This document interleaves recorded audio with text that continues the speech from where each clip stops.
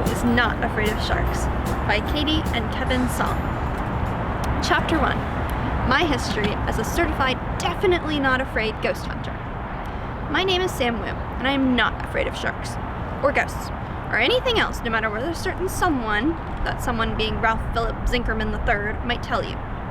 And whatever anyone tells you, I am not Scaredy Cat Sam. You might have heard about my adventures with some ghosts. They started in the Space Museum, and then everything snowballed from there. Footnote: I recently realized that when people say snowball, they don't really mean an actual snowball like you throw at an enemy. They mean an avalanche, which sounds terrifying. Not that I'm afraid of avalanches. Anyway, I've established that I'm not afraid of ghosts. Not even the Ghost King, who is the #1 bad guy in the entire universe. I know this from my favorite show, Space Blasters. There was a ghost in my house, and we, that's my friends Zoe and Bernard, had to find it and chase it out of my house. True story. Footnote 2. This story might not be 100% true, but don't tell Ralph Philip Zinkerman that, or his twin sister Regina.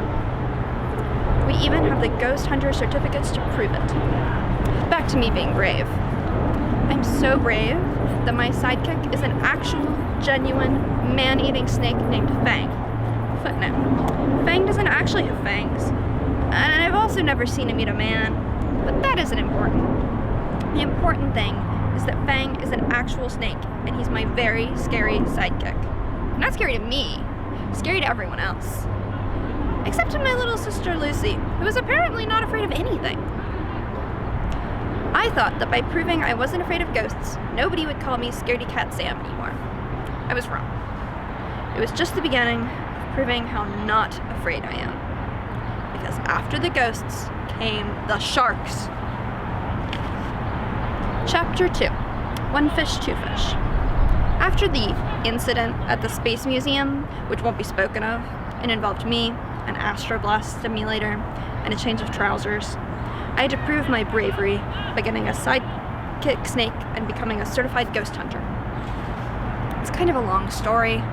All you need to know is that I proved how brave I am. But apparently, bravery is something you have to prove over and over again. I thought everything would go back to normal and I'd never have to hear the words Scaredy Cat Sam again.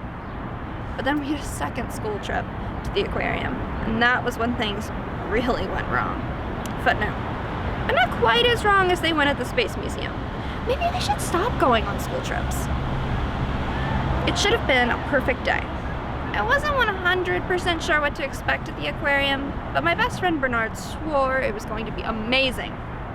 Up until this point, I had exactly 3 experiences with the deep sea. On my favorite show, Space Blasters, there was once an episode where they flew to a water planet and met a flying space sea turtle named Stephanie. There was also an evil shark lord who was in cahoots with the Ghost King.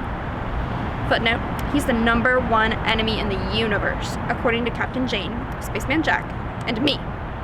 But evil shark lord is probably enemy #2. It was a great episode. Most people would have found it terrifying, but I was only a little bit scared.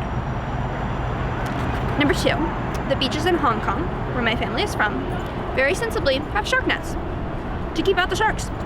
My little sister Lucy wondered what would happen if a shark got in the shark net, but I told her that was impossible. Footnote: it actually sounded very possible and extremely scary, but I didn't want to worry her, so I put on a brave face, as part of being a big brother. When I asked Nana, that's my grandma, she lives with us, what an aquarium was, she told me it was like the big fish tanks at the seafood restaurants in Chinatown, which we go to on special occasions. Nana always picks out a fish that is still swimming in a fish tank for us to have for dinner. One time I named the fish, but then it came out on a plate, so I don't name the fish from the tank anymore. So I thought that the aquarium was going to be like a giant fish tank where you picked out your dinner. When I told Bernard and Zoe that, their mouths dropped. "Ew," said Zoe. I frowned. "Zoe, you eat fish. Just yesterday you had fish fingers for lunch." "That's different," she spluttered. We were on the bus on our way to the aquarium. "How?" I said. "It just is. Tell him, Bernard," she said.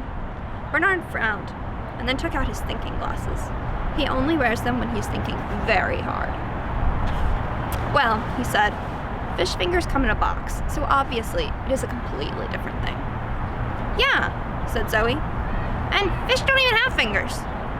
Exactly. Why are they called fish fingers? I said, wiggling my own fingers. I don't know, Zoe said loudly. The more unsure about something she gets, the louder she is. They just are. But I do know you don't eat the fish at the aquarium. I shrugged. Try telling Nana that. And then we arrived at the aquarium.